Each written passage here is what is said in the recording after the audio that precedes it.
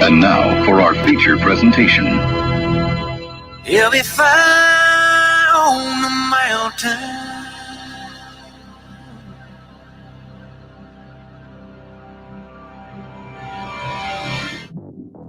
JB and Darren on the JB and Goldwater Show. Line drive right field, base hit. South Carolina wins the College World Series. Watson, touchdown. Hunter Renfrow. And it's all over. Coastal Carolina rules the roost. They win the championship. And South Carolina has won the national championship. The Citadel baseball team has done it again, but this time the Bulldogs beat one of the top teams in the country. They are giant killers. Get the ball to Bennett. He does.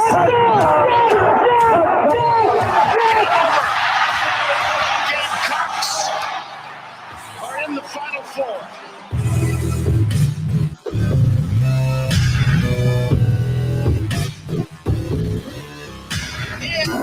Hey, everybody.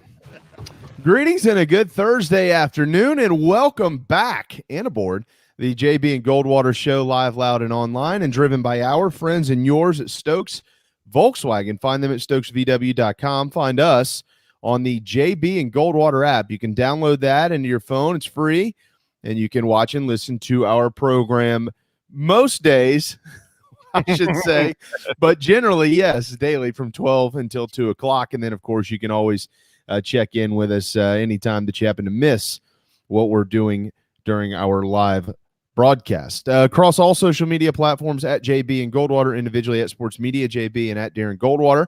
Our phone lines are open. 843-321-8893. You can text us there. You can also chime in like a bunch of you already are doing. Really, really nice to hear from all you guys. We feel like and gals, we feel like we know a lot of you personally, even though we may not. But certainly appreciate some of y'all missing us. We have missed you as well. Darren was stoking in the sun, I believe, down in Sarasota, Florida, and I was catching up on work and being dad. So I'm actually happy to be back doing this. I love my children with all of my heart, but it's nice to it's nice to get away, kind of like you do. First of all, but look, we do have Cory McCartney, a lot to get to in baseball. Obviously, everybody knows what's going on there. We got Colin Taylor at 105. Mark Kingston meeting with the media right now, not us. We're live on the air. Scott Glaze at 135. He'll talk about the U.S. Open. Big group teeing off right now. As a matter of fact, it is Justin Thomas, Colin Morikawa, and Brooks Koepka on the course. So we got a lot of stuff to get to with Carolina, basketball, football, baseball. We've got some bowl stuff to get to. We're going to talk about the playoffs. We're going to talk about the World Series. I mean, there's a lot. We're jam-packed over the next 2 hours. But I do want to ask you, Darren. Darren and I have actually not talked. We've only exchanged a few texts. How was your trip? It was good, man. It was good. I missed you. It's good seeing you virtually again. We went down to Florida. We saw my mom. We saw my mom's sister and her husband. We saw my dad's sister, so two of my aunts, and my sister, who is now the mom of a 1-year-old as of like a week ago. So it was cool to see our 8-year-old daughter play with the 1-year-old nephew. It was fun to see their interaction. That was probably the best part. We also got to go on our parents' day out. We were down in Sarasota, Florida, for anyone who's familiar with the area. The Orioles have a spring training site right around there. A bunch of teams do. Mm-hmm. There's something called St. Armand's Circle, and in there, things rarely change, but there is a new arcade. And I sent JB a picture of a couple of pictures. It's like a haunted house theme with black light drawings and logos all over the place and just lit up in all neon. And the arcade takes you back to, well, if you're our age, like your childhood, man. There were stations of Nintendo and Tecmo Bowl. There was a big video game of Dig Dug and Paperboy. NBA Jam was there. Mortal Kombat was in there. There all sorts of just awesome stuff. So that was another one of the highlights. But getting down, getting away, seeing family, that hasn't been something a lot of us have done recently. So it was good. It was a good break. I'm glad to be back, and I'm glad the U.S. Open is here, and I wish Bryson and Brooks were paired together, and maybe they will be on Saturday. Yeah, there's 3 at 1 under right now. Grayson Sigg, Patrick Rogers, and Robbie Shelton. You probably never heard of them. I haven't either, but big name set to tee off. Is Tecmo Bowl the greatest video game ever created? It's one of them. And let me tell you something. We all played it, again, our age-ish. If you remember it, and now you go and try and play it, it is much hard. All these old school video games are way harder now than you remember them being because they're so bad. The graphics are disgusting. You can't tell what's happening. When you hit a button, it's not like it responds immediately. The technology has come so far, and it makes it hard, and it makes it tough to actually get through a game. But Tecmo Bowl's awesome. It is. It's awesome. I mean, I literally am closing my eyes almost and remembering everything about my childhood because my cousin used to always want me to play, and he's much older than I am, and he beat me every time and the whole 9 yards. But so my brother-in-law, I'll have to get him to send me a picture, and then we'll put it up on the screen one day. And I know the folks are wanting us to get to sports, and we'll get there in a second. But my brother-in-law had Darren, it's the craziest thing. There's like a couple thousand games. Had a stand-up arcade built, like just one big, arcade system, like the old school ones that you walk up to and play. You know what I'm talking about? Yeah, absolutely. Yeah. He had one somehow custom built. I'm not exactly sure how it happened. I can't remember. And we haven't been out there since the summer of 2018 in Wyoming.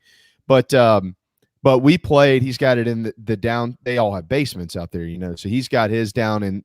It's an enclosed, but I mean, it's part of the house, and you could do it.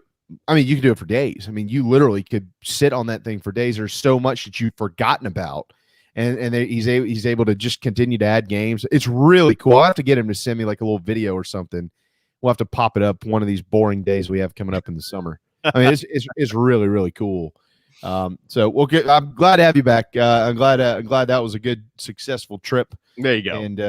And now it's back to sports, and there is a lot going on in sports. Certainly, Darren, because we've got the World Series set to go this weekend.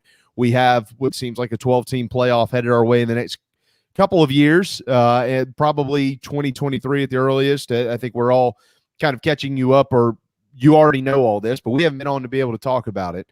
So we're going to get into some of that today. Again, baseball right now seemingly has a problem, and it looks like this problem actually maybe it's the baseballs. I mean, I don't know. I mean, I don't understand how, and we're going to have to talk to Cory about this.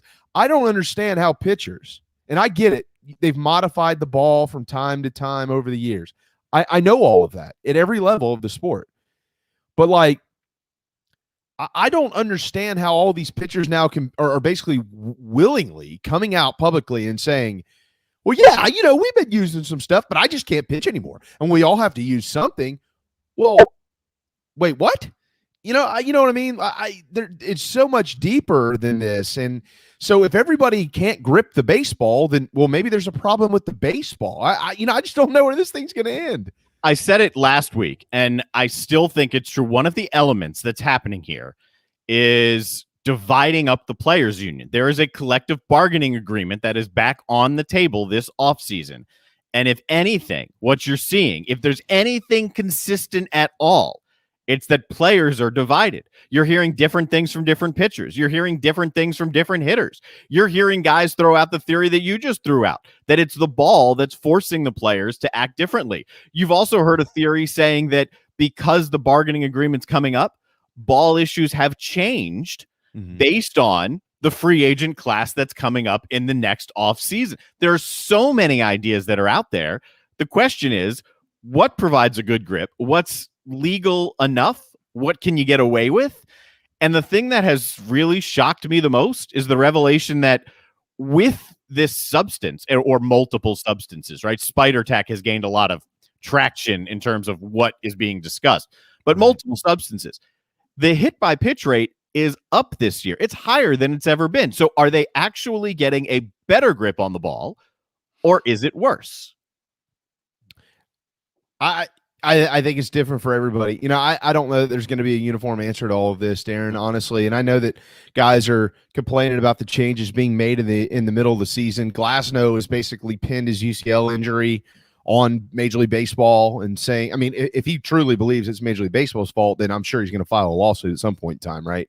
So, I mean, I don't know. I just don't know. There's a lot of folks who aren't saying a lot, but most of the media is only interested in the big names in the sport and what they have to say. As a matter of fact, Garrett Cole, I've got a quote right here.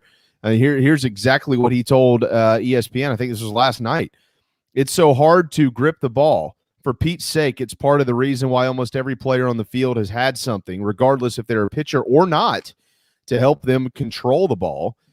We are aligned in a lot of areas with the commissioner's office on this. Please just talk to us. Please just work with us. I know you have the hammer here, but we've been living in a gray area for so long. I would just hate to see players get hurt. I would hate to see balls start flying at people's head. I had a really tough time gripping the baseball tonight, especially earlier when it was windy. I don't really care to be inflammatory here, so I'm just going to leave it at that.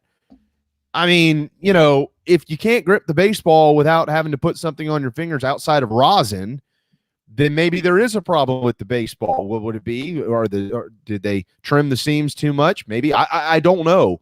But here's what we do know. Somebody's not going to be happy no matter what comes of this. And we know penalties are coming starting on Monday. So this is not going to stop.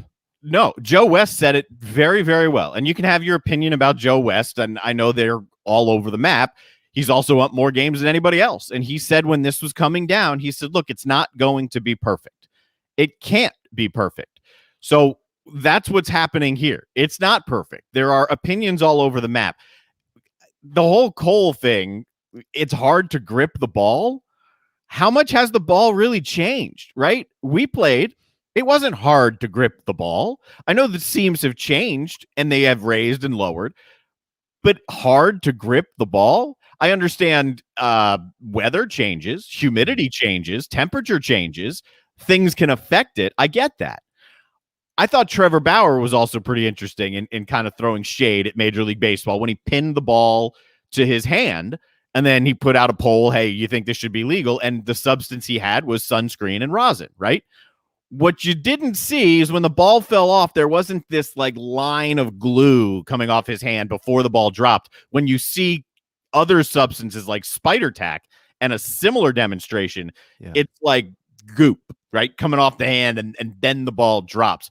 But how are the umpires going to police this? There are so many questions and really very little answers. Yeah, I don't have them. I don't have the answers. I mean, I remember, I don't know, it's probably been a decade ago or so. I mean, one of my best friends, when he was pitching in minor league baseball, they had toyed with the baseballs a little bit, and the seams were much lower. And so, yeah, it was a little bit more difficult to be able to get the type of grips that he needed to throw certain pitches.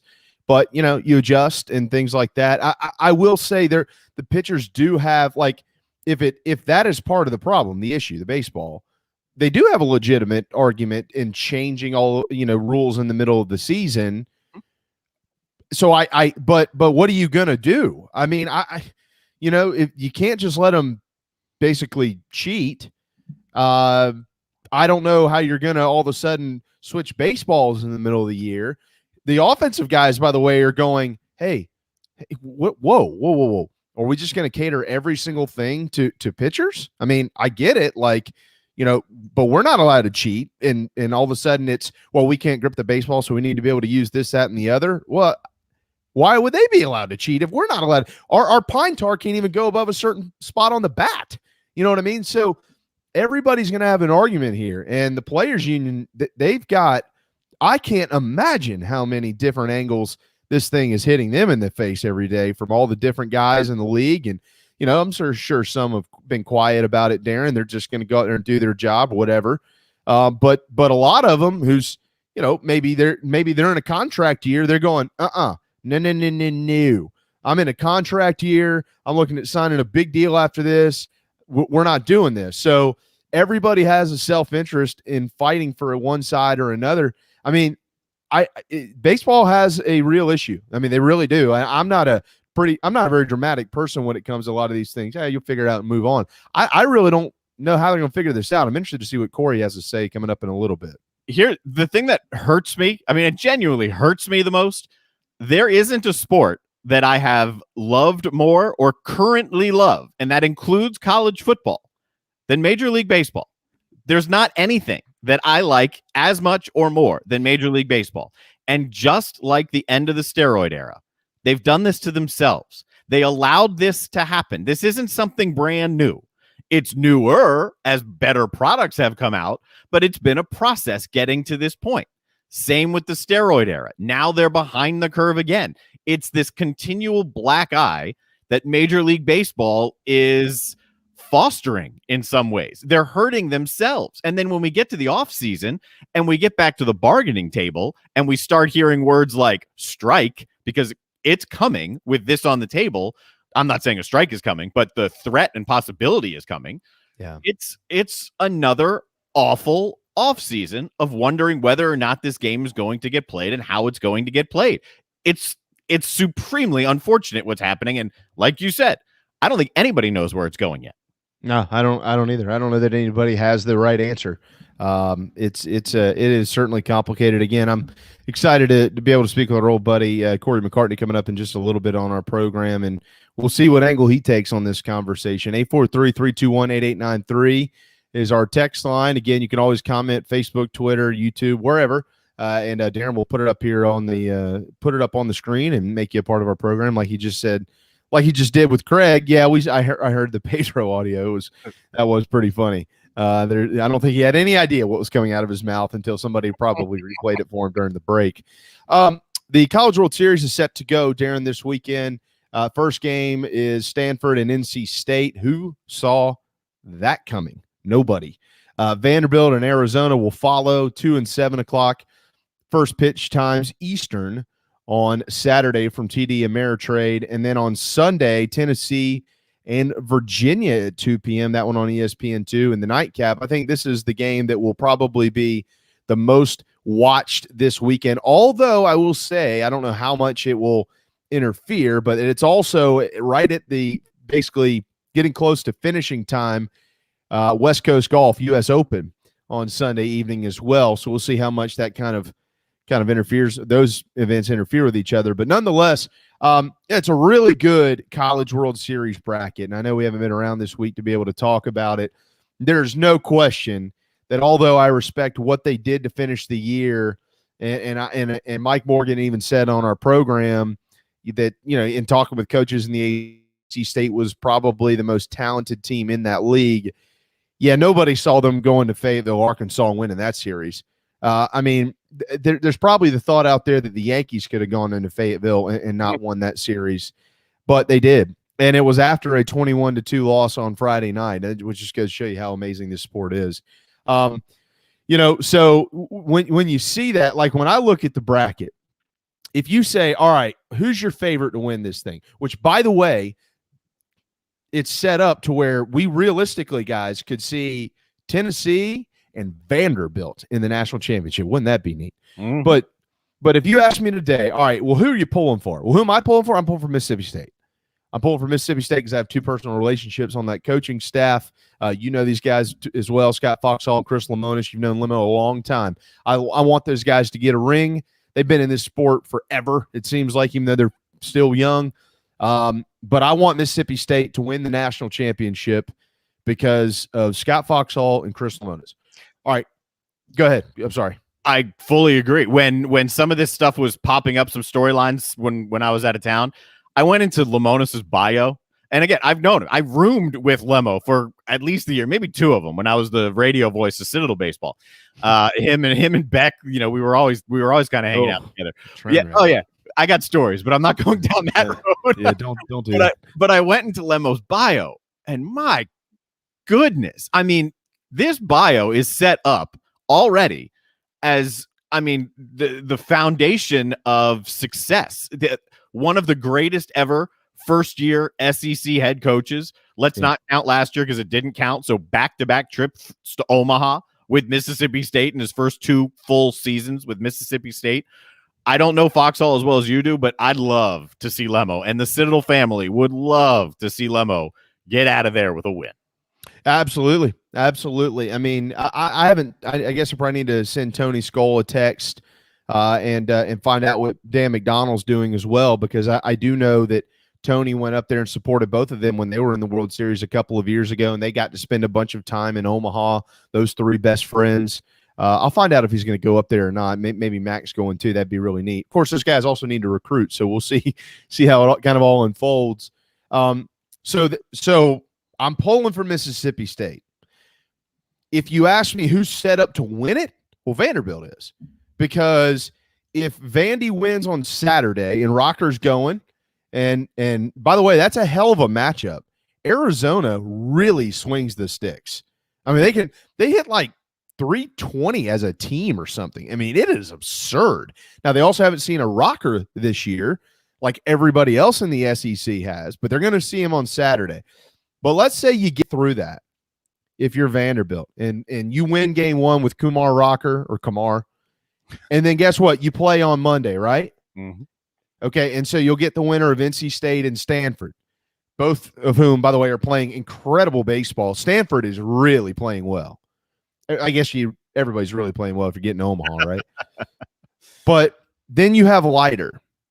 And you can make an argument that, the three best starting pitchers in the country are all in the World Series, including Texas's Ty Madden.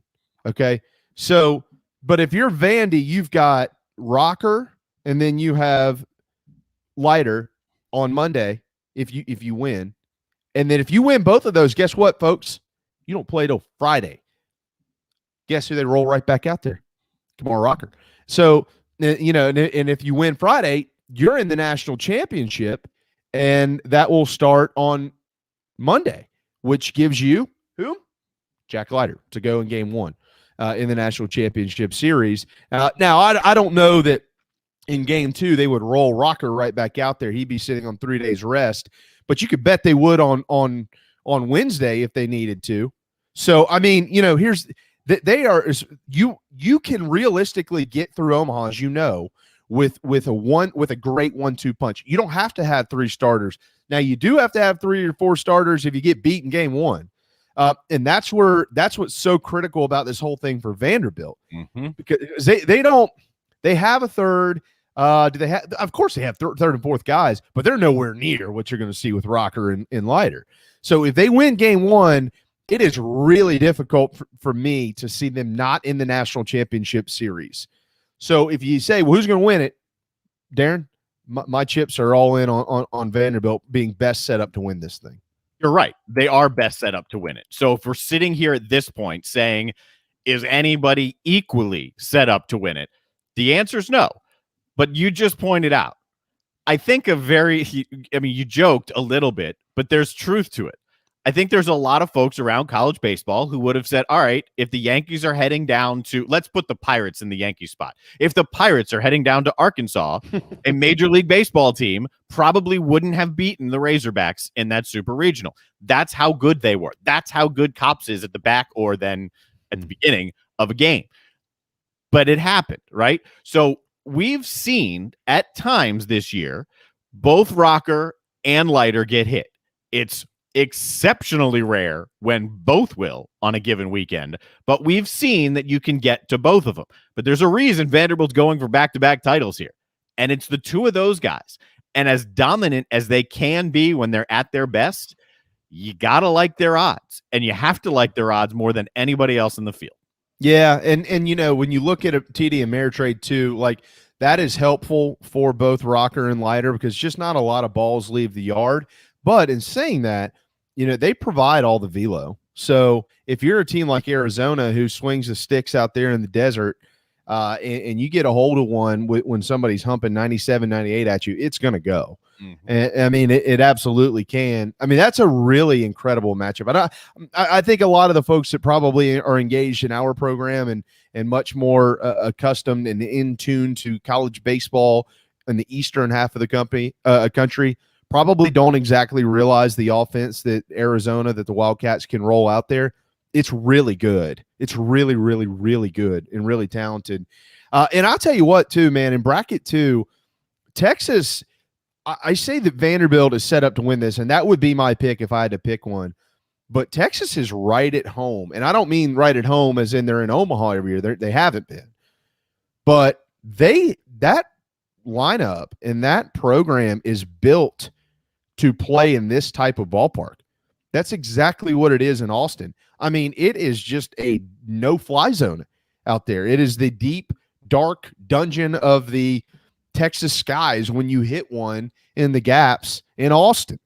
And it doesn't fly out of TD. I mean, so you have to be able to do different things. Texas can steal bases. They hit and run a lot. I mean, they play a lot of you call it small ball these days, but they play baseball by keeping the baseball in the yard. And, and you got to be able to do that in the College World Series because of the park that you're playing in. I mean, this ain't Founders Park, guys. And that's a Cracker Jack box compared to what they're about to walk into out here. So, you look at Virginia, Tennessee, I really like them, but they make me a little nervous because at times the long ball is their only ally, and that they have a lot of fire, and maybe that gets them through. You never know. But I just don't know if they have that consistently against the arms they're going to see in Omaha. Virginia's interesting because Virginia, who's the least talented team of this whole group? I would say Virginia, but they're hot and they're one of those teams that just kind of slaps it around. They just kind of pepper you to death and it does nothing but bother you. You know what I mean? And those are the type of teams all of a sudden you look up, they're 2-0 in Omaha somehow. And you're like, how the hell did that happen? They have it in them. I don't see them going very far. But if they did, it wouldn't be that shocking. And they've won it relatively recently. They've won it within the last decade, too. With backs against the wall, too. Right. And speaking of that, that's exactly where I was going. It hasn't been an easy road for Virginia in this postseason either. I mean, so it's been not just them getting hot in the postseason. They got hot midway through the year when they were basically all but counted out of the ACC race because they had started horribly. They were a preseason top 20 team, but they were awful at the beginning of the year. They turned it around mid-season. It's not just a 2-3 week flash in the pan. They turned it around mid-season. But you're right. There's no question they are not the most talented team that's there. And one other point to the park of TD Ameritrade and the style that Texas plays during the Super Regionals, one of the things that impressed me most watching Vanderbilt, the speed. They can play small ball. They can pepper it around too. And they can fly around those bases. There's a lot to like about Vanderbilt. Oh, there is. Yeah, I mean, they play the long ball really well when they need to, but there are no breaks 1 through 9, and that freshman they have leading off the Bradfield kid, he's special. I mean, he's a string bean. He's not very big, but he is a special player. I really think this is going to be a lot of fun.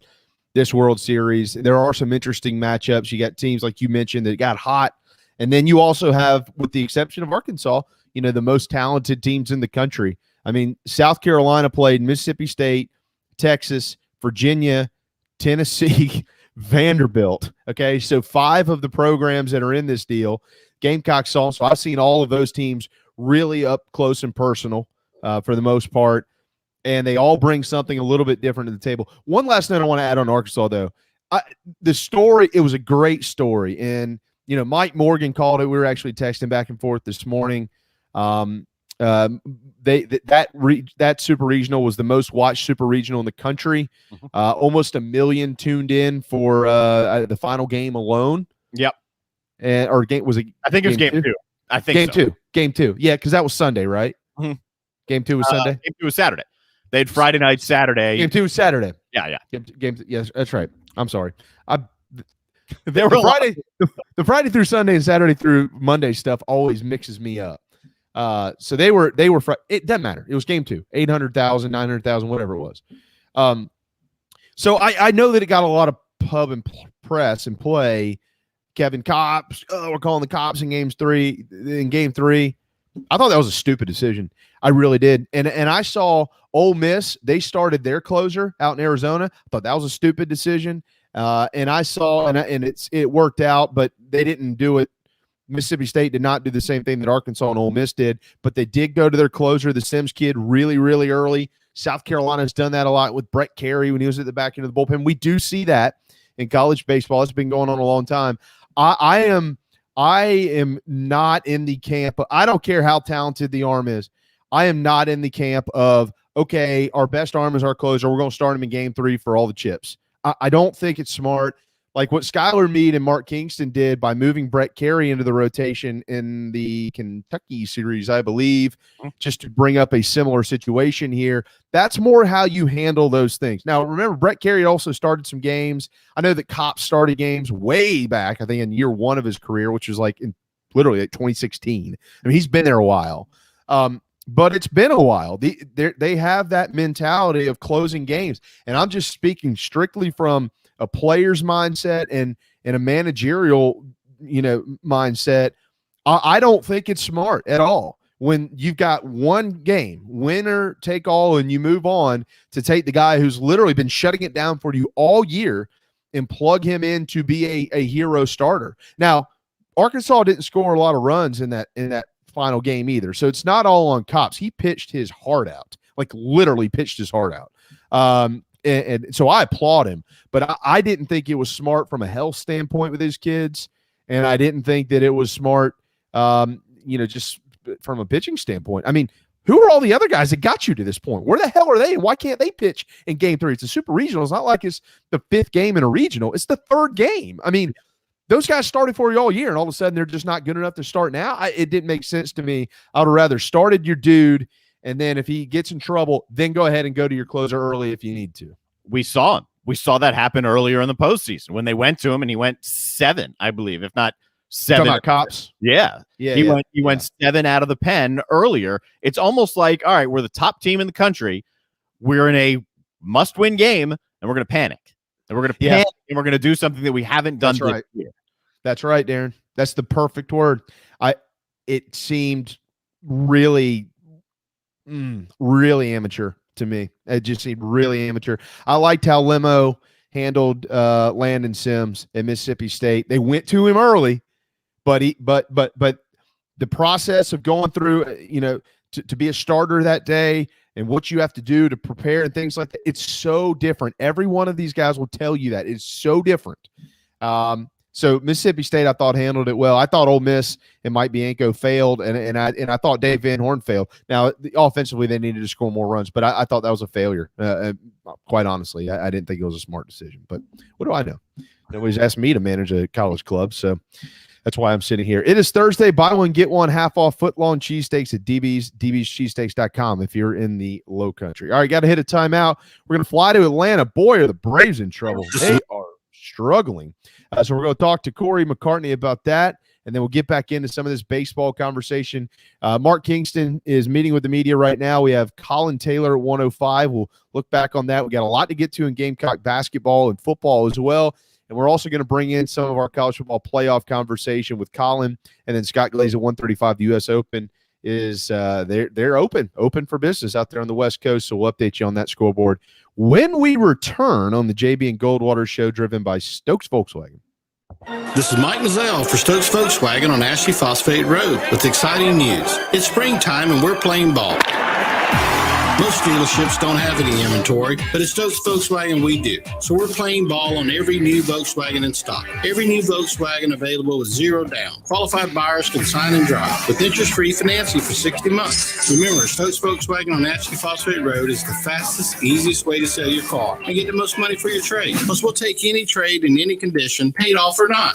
Is your credit in a slump? Strike two! If you've got $500 down and you make at least $2,000 per month, our lenders can get you approved. So if you want to strike out, that's okay. But if you want to hit a home run and save on a new Volkswagen, come see us today at Stokes Volkswagen on Ashley Phosphate Road or StokesVW.com. $1,666 per month per $1,000 borrowed for 60 months at 0% APR with zero down. Plus tax tag. Includes $499.50 administration fee. Subject to VCI credit approval. Expires month end. Peace and love at Stokes VW.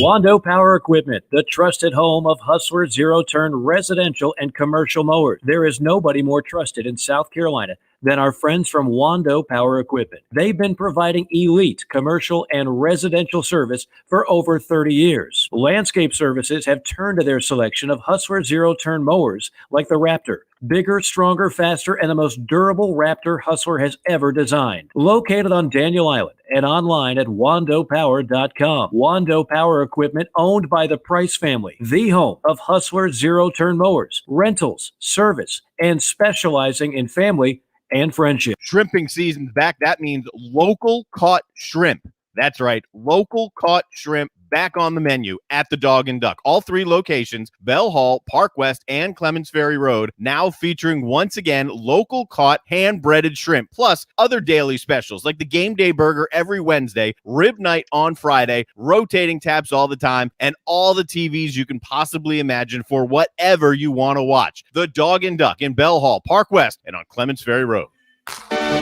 Okay, what's going on today, huh? Anything to talk about? All right, greetings and a good Monday afternoon. Greetings and a good Tuesday afternoon. Greetings and a good Wednesday afternoon, and welcome aboard. All right, greetings and a good Thursday afternoon. Greetings and a good Friday afternoon, and welcome aboard.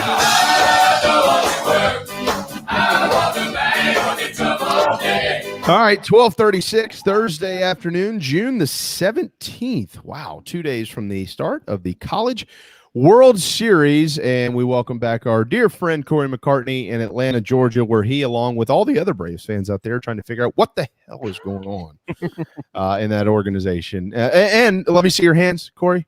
Can you do this segment without sticky stuff? Okay.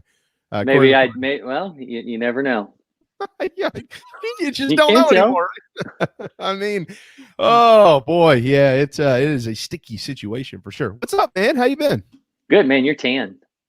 Yeah, well, It is. I'm the one that was just on vacation. He's the one that's tan. What's up with that? Yeah, he's the one that looks Italian. You know, the rest of us are just washed out. well, we have Cherokee Indian in my family, so when I'm in the sun, it just comes out. I don't know.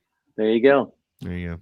By the way, Matthew Wolff leads the U.S. Open 2 under through 3. We've got a full update at 1:30 today with Scott Glaze. All right, so let's see. The Braves, what are they? How many? 7.5. They are tied for third with a team out of DC. What's going on, Cory? What's going on with them? They're struggling. Yeah, and I mean, this is the fewest games they've been below 500 all season, as you mentioned, 7.5 games out of first. I dug this up last year. You have to go back to 1914 to find the last time they were this far back at this point in the season and still made it to the postseason. Oh, 1914. Wow. And that was without the sticky stuff, right? Yeah. Well, we don't know. I mean, they were doing spitballs and God knows what back. They were literally just tobacco balls, right? They were just literally just chaw coming at you at probably 45 miles an hour. That's probably how they threw back then. Back then, they'd take a shot in the dugout and then go out there and, I don't see anything hit this breaking ball. Well, so they've lost 6 of 7, similar scores in the Red Sox series. They gave up 20 runs. They scored 16. Well, that's nice. But when you give up 20, it's not good. So, there's so many questions to be asked. I mean, you can start with the pitching staff. You can start with I don't know. Where do you even want to start? I mean, what does the future, the immediate future of this staff look like at this point in time? Yeah, I mean, word came out this last week that through Alex Anthopoulos that the Braves are hopeful that Mike Soroka and Huascar Ynoa could be back at some point in late August.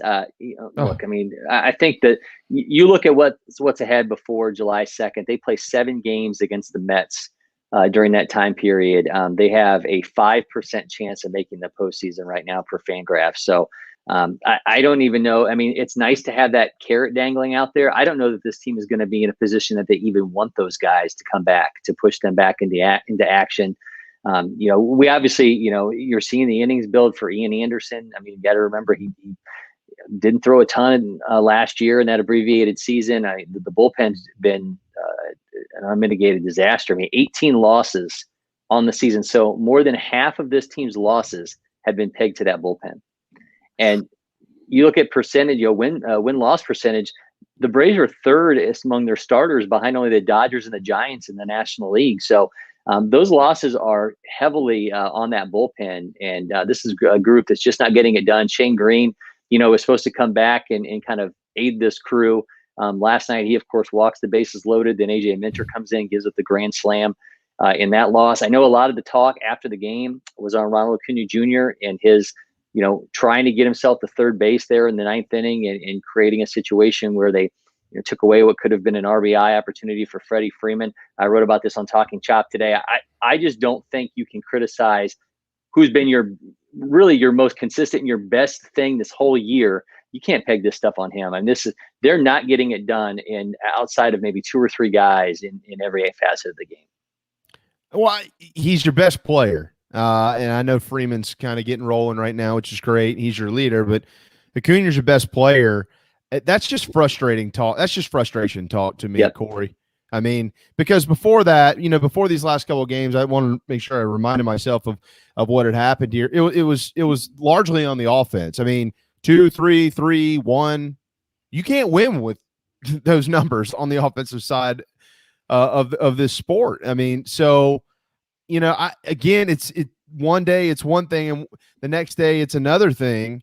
You have to wonder what is going through management's mind. I mean, I'm talking about up in the box upstairs. What does Brian Snitker say about all this? Yeah, I mean, I think he's kind of beside himself. I mean, I think you mentioned you kind of saw it boil over last night. I mean, you score 16 runs over 2 games and you take 2 losses. I mean, that's just, you can't really fathom that at this level, right? I mean, if you score 5 runs a game, you've got a pretty good chance of winning. That's top tier in the majors this year in terms of runs per game. And you get 8 in 2 games, and you can't win either one of them. So, I mean, it's I think he has to be beside himself. I mean, look, everything's there except for of course Marcell Ozuna, Travis d'Arnaud. The main pieces are there in terms of what this team has from an offensive standpoint. I mean, Ozzie Albies has bounced back. They've Austin Riley, the guy who was supposed to be the question mark in this offense, is playing at an all-star level. You can have those years of bad mojo, and it just really feels like this is not this team's year. I don't think anyone needs to start wondering if the Braves are now going to become sellers instead of buyers at the deadline. But certainly, nothing has really worked out to plan for this team aside from Ronald Acuna Jr. 1242, Cory McCartney in Atlanta, Georgia. I mean, Snicker is receiving tons of criticism. I don't know how much you can put on him, Cory. I mean, the last few years he's seemingly done a pretty darn good job, right? And all of a sudden, I mean, So think about this. Last night you have Kyle Muller, who's making his MLB debut, and you put him into a tight game with the heart of the Red Sox order coming up, and he ends up giving up an RBI double to Rafael Devers. Mm-hmm. Go back to Jacob Webb after he gets hit, after he throws the pitch that hits Kevin Pillar in the face. And, Webb told us, look, I want to get back out there as soon as possible. They put him into a pressure cook situation and then watched him run into some major troubles. I think there's little things like that maybe Snicker's making some plays that he wouldn't have done in the past. And I think you can draw whatever conclusions you want to about the way things have worked, whose fault it really is. But I think just, up and down, I mean, there's just been missteps all over the place. So basically what I'm gathering is everybody collectively should shoulder some type of blame in the failure that this season has been thus far. I mean, you can't blame Snicker every day. You can't blame the pitching staff every day. You can't blame the offensive woes every day. I mean, I don't know how much you can put up on upper management, but they have to shoulder some blame as well. I mean, this is just like you said, I think it's perfect, right? Maybe this is just one of those years where it's just not working and they're going to have to figure out what to do. So think about this. I mentioned 18 losses by the bullpen. That ties the Twins for the most in the majors. They're on pace for 43 losses by a bullpen this year, which would be an MLB record. The record is 40. Think about this. Last year, Chris Martin and AJ Minter were among the top 5 lowest ERAs for any reliever in baseball. And Martin has 5 of those losses, and you saw Minter take one last night. Shane Green was among their most effective relievers last year. They get him back. And again, you saw what happened with him last night. It's just, everything's just going wrong. You can't really look at it and say, look, Mark Melanson's leading the majors in the saves for the Padres right now. I don't know that having Mark Melanson in there and having him in that closer role and sliding everybody else back is really going to make that big of a difference. I mean, Will Smith, has really had his problems since joining this team. I mean, had some really elevated numbers last year, and you thought he'd get back this year. They're still elevated, even though he has some saves, but the pieces are still there. It's just literally each and every night it's just going wrong for somebody else. It's interesting, particularly in the NL East, since we're focusing on that, right?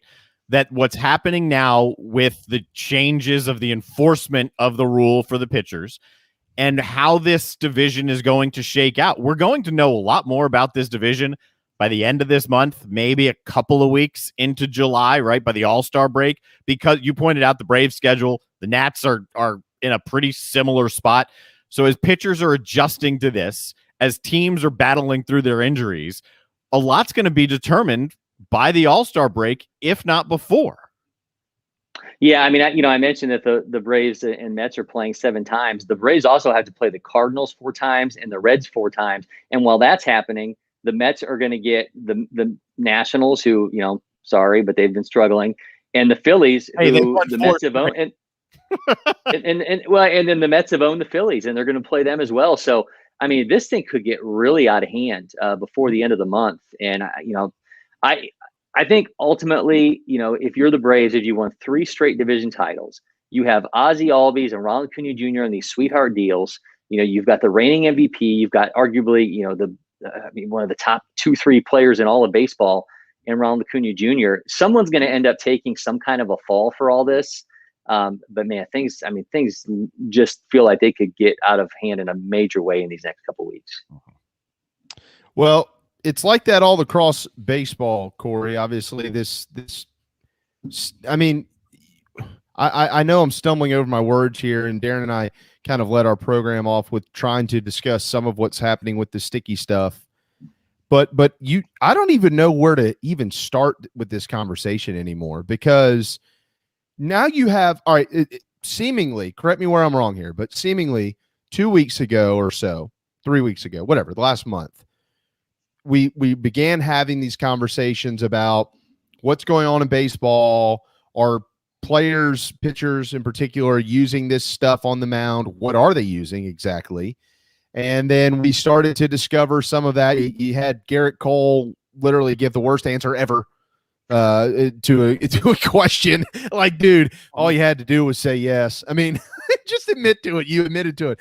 But so you have all these accusations flying all over the place. But now it's kind of commonplace in baseball to say, well, yeah, you know what? Yeah, we're using it, but now y'all are making these changes and we can't grip the baseball.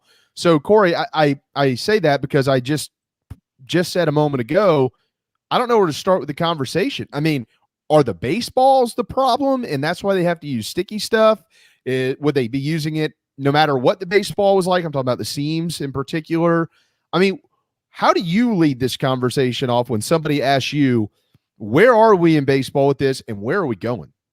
So remember, a couple of years ago, home runs were just, going out left and right. And MLB follows that up by deadening the ball. Now, all of a sudden, the offenses are down in the dumps. Where do they turn? They turn to the pitchers who have, all this extra analytics at their disposal now, Rapsodo, TrackMan, all this kind of stuff. I think they're playing the pitchers as the scapegoats here. Why else would you do this in the middle of a season? I really thought, and I know he got injured and there were some frustrations, but I thought Tyler Glasnow's comments were, just so illuminating. Literally, you heard a guy talk about the adjustments he had to make in game after having to go cold turkey. And I know there's going to be plenty of people that say, look, they were cheating. But it was kind of, it's a part of the game that is there. And even if a guy was using, sunscreen or rosin, you can't completely wipe this stuff out. I think you can approach it from an end of having to have some kind of a better view of it before you're going to do this, and especially do it in the middle of a season is insane to me. But think about that. The ball was deadened. Offense went down the tank. They pinpointed a problem with the pitchers, and now they're hitting it in the middle of a season before a collective bargaining agreement comes into play this winter.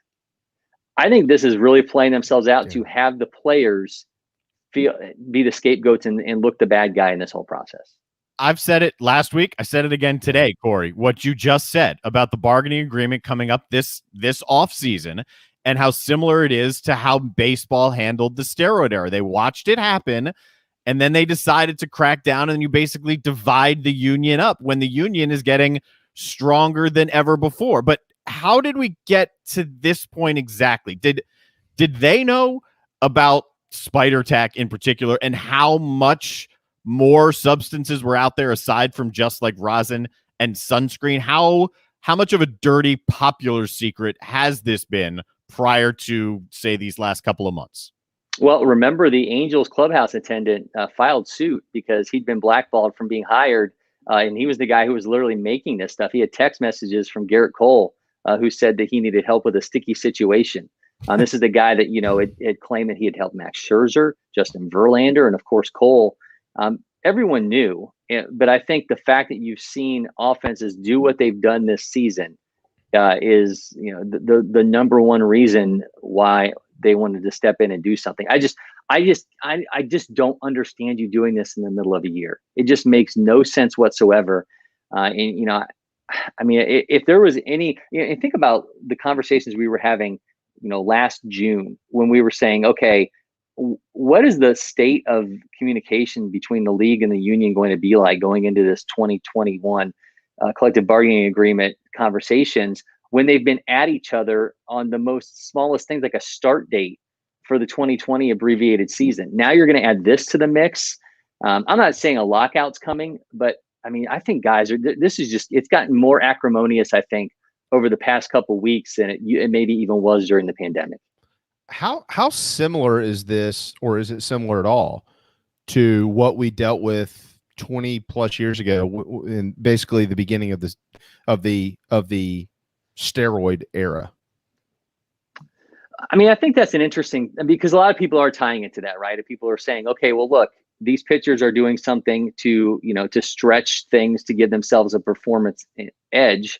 The same thing that, all those hitters were doing and others were doing during the era of performance enhancing drugs. To me, the difference though is we've already talked about this. The ball was literally manipulated by MLB. I mean, Al Leiter from MLB Network did a segment where he had balls from over the years and showed the variations in the balls over the years. It's a different product, and you're asking, the pitchers have to take that into account. Remember, Marcus Stroman was in Chris Archer was in a rehab assignment when he was with the Pirates, and he was in the minors, and he said, "Man, that ball in the minors, my curveball gets so much crazy spin on it because of the seams and whatnot." And they make the balls for the minors in a different place than they make them for the majors. There's just no consistency. And so you're asking the players who, are trying to go out there and do something specific as a pitcher with that ball, and they don't know year to year how, what the consistency is going to be in that ball, with how tacky is it going to be, how much of the seam is going to have play. I just don't think it equates to the steroid era or the steroid problem, because this is in direct response to something that MLB is doing with an on-field product. Is that an answer? I mean, is that part of what the answer could be to this issue for baseball, is fix the baseball, or are we past that? I mean, I think that needs to be part of the conversation this winter. I mean, if they're going to do this, I mean, if you're the union, how much do you even want after they've done this to you in the middle of a year?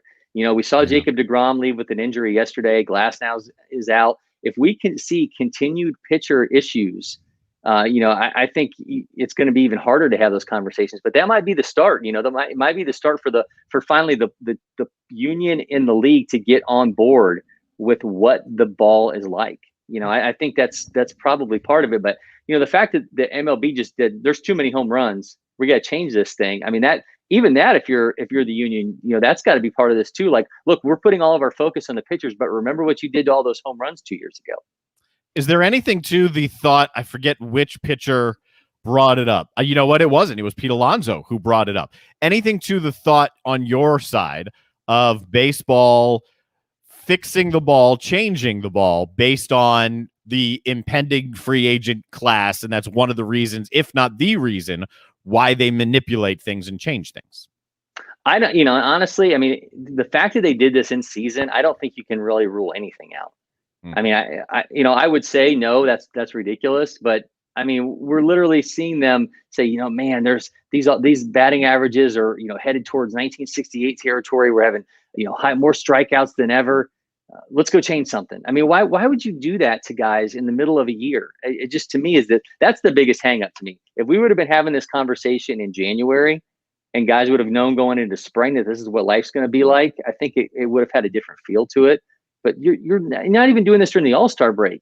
It's literally like, okay, it's Tuesday. It's time to start doing this. Yeah. I mean, it's insane. Well, it is. I mean, it's strange. Because I agree with you. I mean, you're switching it right in the middle of it. That'd be like somebody changing the channel. I'm in the middle of watching a movie. I'll be damned if you're going to do that.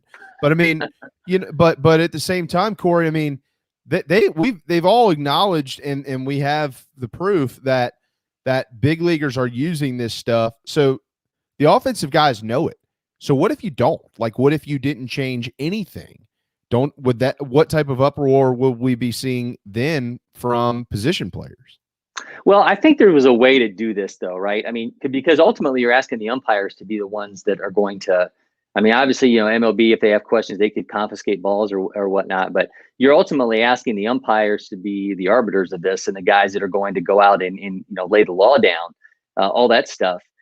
If you're a seasoned umpire, I think you can tell. I think you have a little bit better idea of something that's awry. And I think because now you've got to ask yourself, are these guys going to be so hard and fast and over the top with stuff?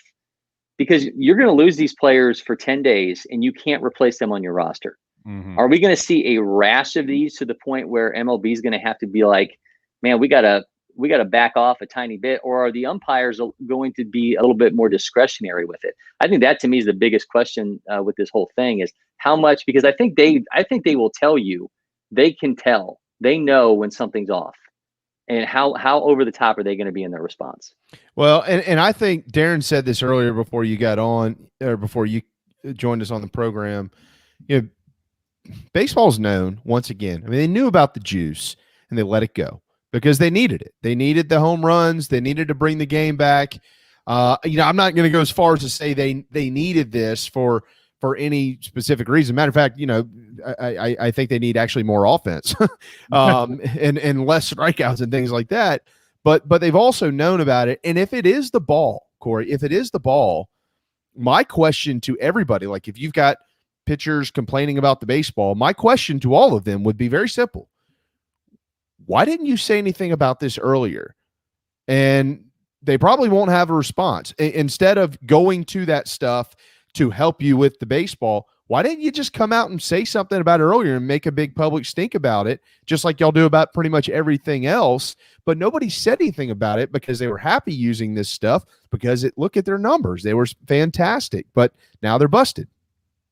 Yeah, and I wonder too how much of it was okay. Last year they knew they had a problem. Trevor Bauer was really vocal, like you guys have a problem with this, but they knew last year from the start of spring training to the stop to the picking back up to going into an abbreviated season. I mean, what if they would have done it then? I mean, how many more injuries we have been talking about with guys having to alter their approach within what was already just a crazy scene of a season anyway, too. And not to switch topics here, but I do wonder too, like, how much is this in like the lower levels? Like, how much are you going to see like a high school kid that's trying to get a scholarship? Like, what is it going to mean for these kids? Because I'm sure there's some of that stuff happening at lower levels too. As much as we want to focus on the majors, we've obviously seen reaction to it in the minor leagues, but this is probably a more of a baseball conversation than more it is just like, this is something going on in the majors, because we're seeing, I mean, you can go on so many,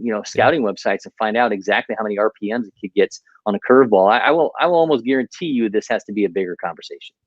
There's no question. I totally agree with you. I mean, I was in Columbia 2 weeks ago, and I'm not accusing anybody of doing anything, but the closer for Virginia, it was you can call it sunscreen and rosin all you want to on his hat, but there were some folks out there that were pretty vocal about what was going on and just the way that he continued to do things. I wasn't one of them. I just kind of saw it, and I was like, well, I don't know that he's the only one out here. I bet you South Carolina's got a laundry list of guys just like that. But they're not policing it at the lower levels of baseball, Corey. I mean, literally, unless you throw it in their face, and you don't know what's in it. I mean, you just don't. And how are they going to figure it out? How on earth are you going to walk? If you're in college baseball and you're an umpire, you're not trained for it. So how are you going to walk out to a guy on the mound and say, or high school, and say, that looks like whatever spider tack? They don't know. I mean, they don't. But if you're trying to get it out of the game, how what is this going to be like scouting? What is this? There's a draft coming up in a month. Yeah. How are they viewing these kids, not knowing what they do or what they're not doing, and wanting to invest in them in the future? To me, this has a lot more longer tenets than just the MLB conversation. That's why I think it is a little more similar to the steroid era than I guess you were willing to go, because the steroid era had the trickle down also. Down into the minors, down into the college ranks, down into the high school ranks. It's the game. It's not Major League Baseball. It's the game as a whole. That's true. Look, steroids used to be fairly prevalent in college baseball. I don't know if they are still, but they were. I saw it with my own two eyes. So it's, baseball, they've got an identity crisis, Corey. We'll see what comes of it. Final quick question, though. This new rule that will be in play, the suspension, I believe it starts Monday. Do you anticipate that lasting throughout the season? Yeah, I think it's going to have to at this point, right? I mean, I don't think you can do this for data collection purposes. If you're either all in or you're out, and I would imagine they're going to be all in for the rest of this year. We are all in on you. We have been for a long time. Thank you so much, Corey. Have a wonderful weekend. Hopefully you'll watch some of the College World Series. Some great talent up there. A lot of big league arms you're going to see here, ticky-tack or not. That's right. In the next few years in Major League Baseball. Thanks so much, brother. All right, guys. Thank you. There you go, Cory McCartney in Atlanta, Georgia. Time for a timeout. When we return, the very talented and handsome gentleman, Colin Taylor, with Gamecock Central. Mark Kingston, an hour ago, commenced his media or whatever. his press conference with the media. Yeah, meeting with the media to recap the 2021 season. We'll get some feedback on that. We'll also get into some South Carolina basketball. Major news coming out of the program men's side over the last couple of days. We've got some football to talk about too. Budgets, and some renovations happening in Columbia. So Colin will fill us in on that. A U.S. Open update and Scott Glaze on the U.S. Open at 135 and the college football playoff. Hang tight. We'll be right back. Mike Morgan here for Gamecock Traditions. Baseball is going strong. You'll want to look sharp when you cheer on your Gamecocks. Under Armour, New Era, sideline hats, all with interlocking SC Baseball logo. 18 styles of $10 tees exclusively at Gamecock Traditions. Get on that email list by going to the bottom of the page, enter your email, and always be the first to know about new items as they arrive. You can also add a little Gamecock flair with house signs, garden flags, interior and yard decorations, only at one place, Gamecock Traditions. At Patriots Point Naval and Maritime Museum, families walk in the footsteps of our nation's heroes, the brave ones who risked their lives to defend our way of life. Home to the aircraft carrier USS Yorktown, USS Laffey, and the USS Clamagore, there's more than 1 million square feet of exhibit space to roam. White Glove certified, we have several new health safety measures in place to enhance the visitor experience. Come for the day and leave feeling inspired. One of the most impressive museums in the country, located right here in Mount Pleasant. Visit patriotspoint.org for more. We'll see you soon. Bourbon and whiskey drinkers of Charleston. Paddock and Whiskey on James Island and the Terrace Shopping Center on Maybank is your home for the finest and rarest bourbon and whiskey drinks in the Lowcountry. This is where I hang out. Go meet my friends Reed and Chris and try one of their exclusive barrel pick bourbons. They have the largest private barrel collection in the state, and let their knowledgeable staff recommend your next pour. PaddockandWhiskey.com. Let not your heart be troubled. Paddock and Whiskey is here for your next double. We're all friends around here. Paddock and Whiskey, proud partners of the JB and Goldwater Show. This is Scott Glaze, head golf professional at the Links at Stono Ferry, located on the outskirts of Charleston, South Carolina. I'm inviting you to tee it up on one of the most scenic and challenging courses in the Lowcountry. Our back nine is highlighted with 3 holes that border the Intercoastal Waterway. Visit stonoferrygolf.com to book tee times and discover all that Stono Ferry has to offer. The Links at Stono Ferry is a former South Carolina Golf Course of the Year and is also home to the College of Charleston men's and women's golf teams. Come see us. We would love to have you. stonoferrygolf.com. Hi, I'm Chris Half, Public Information Officer at the Patriots Point Naval and Maritime Museum. We're home of the mighty USS Yorktown, USS Laffey, Clamagore, and Vietnam experience. And we're a proud partner of the JB and Goldwater Show. We invite you and your family to come see us and enjoy a day on Charleston Harbor. Visit patriotspoint.org for more information. And now, it is my honor to present the national anthem.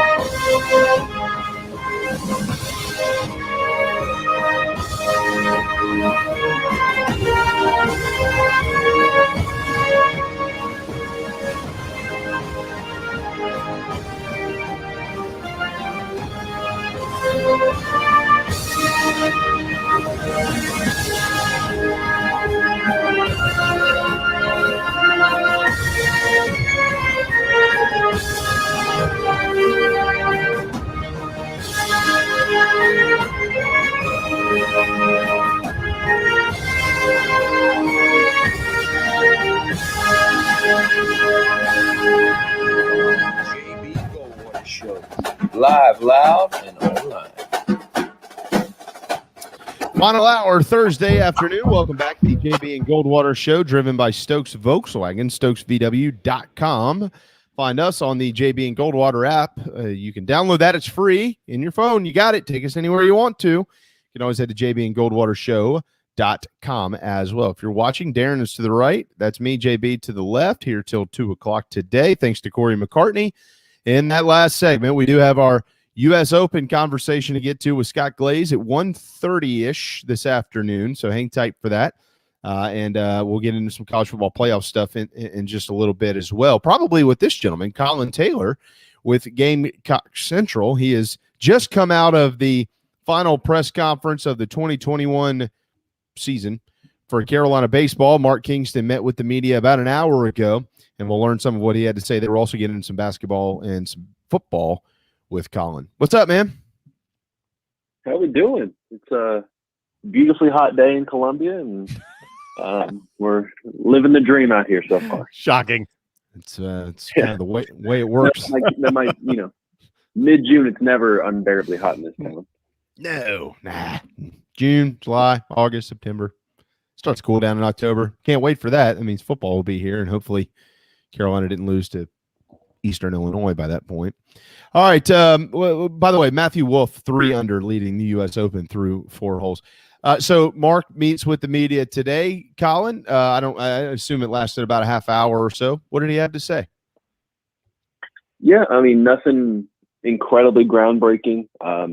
A lot of it obviously centered on the offense and what they've kind of come to over the last couple of weeks in terms of what they feel like they can do better, what they feel like is the next steps for it.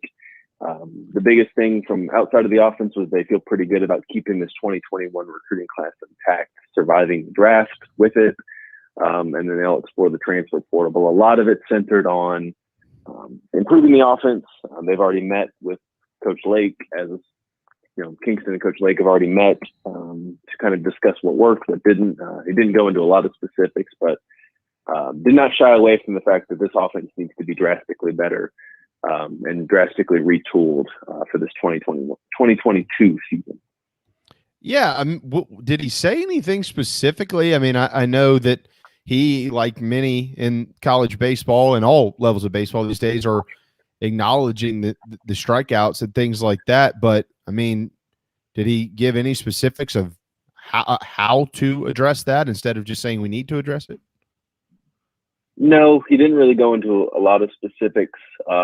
Said that they're going to take the entire summer to kind of formulate a plan and an attack of trying to cut down on some strikeouts. But the biggest thing for him was kind of finding a balance in terms of increasing the on-base percentage, which was really low last year or this year. I think they got on base 340, 34% of the time.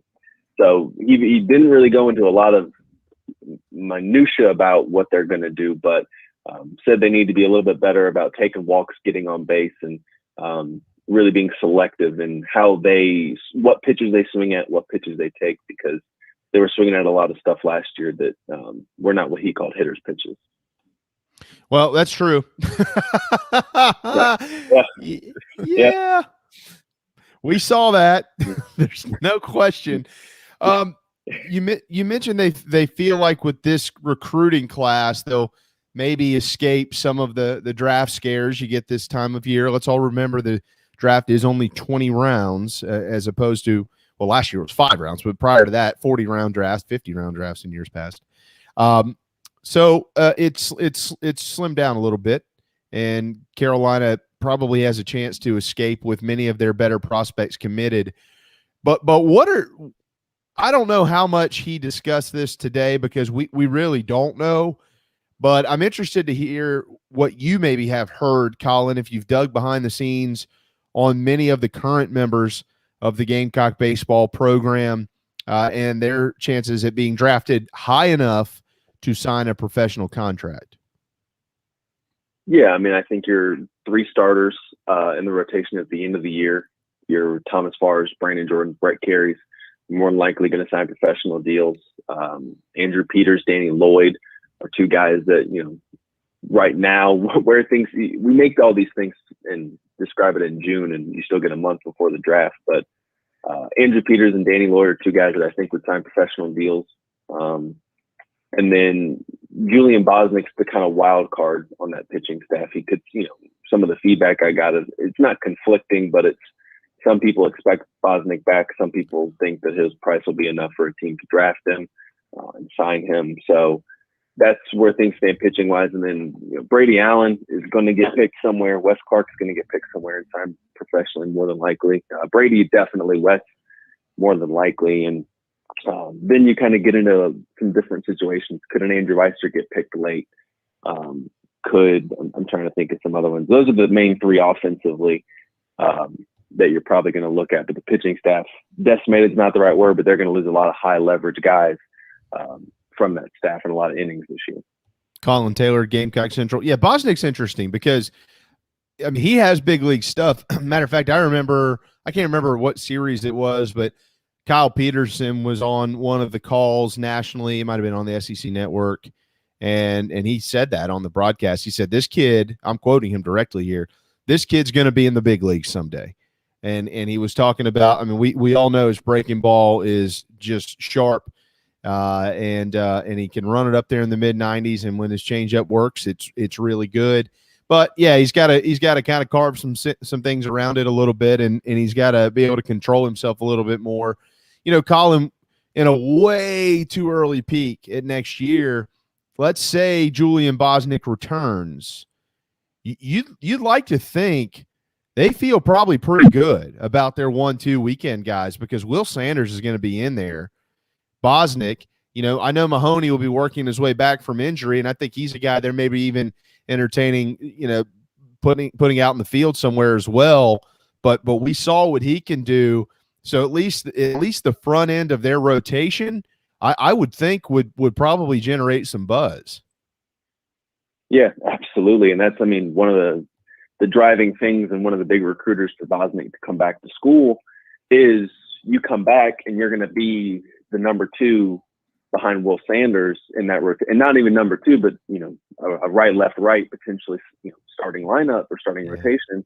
You're going to be one of our hosses and get to start 13, 14 games, even more next season. And Bosnick was really good at times in the starting role, flourished in the bullpen obviously late. But yeah, if you're South Carolina, you feel good about if Bosnick comes back, a starting rotation that includes Will Sanders and Bosnick, and then potentially a Noah Hall, who they picked up yesterday, or another guy that maybe takes a jump in the offseason, or one of these JUCO guys they're bringing in with this recruiting class. But pitching, no, I think they'll be all right pitching next year, just with the way Skylar Meade handles that staff and the guys they're bringing in. Yeah. So I think pitching is the least of my worries right now from South Carolina next season. Yeah, Skylar really puts together an incredible plan for these guys as far as development goes. Think about, just hold on for a second, because I know that we saw some of the keyboard warriors this year, Colin. Anytime something doesn't go South Carolina's way on the mound, it's instantly Skylar Meade's fault. Oh God, he went out there and threw that pitch. It was 3 miles outside of the strike zone. Actually, he never did any of that. He coaches these guys. But let's just think about it for a second. Skylar Meade has been here now a few years. You listed it, so tell me where I missed one here. But Brett Carey, all right, Thomas Farr, Brandon Jordan, Daniel Lloyd, Andrew Peters, Julian Bosnick. That's 6 arms that I just listed, right? Mm-hmm. Uh-huh. That might get drafted? Yep. In 1 year? That is insane. Yeah. That's really unbelievable. That's all you need to say when someone says one word about Skylar Meade. That's it. Just list those 6 names ago. 6 draft guys, 6 in one draft from one pitching staff that supposedly finished 7th in the league. It's shocking, amazing. Yeah, and just think about the way he's been able to retool this staff, and they didn't have the horses after in 2019, and they were getting close to it in 2020.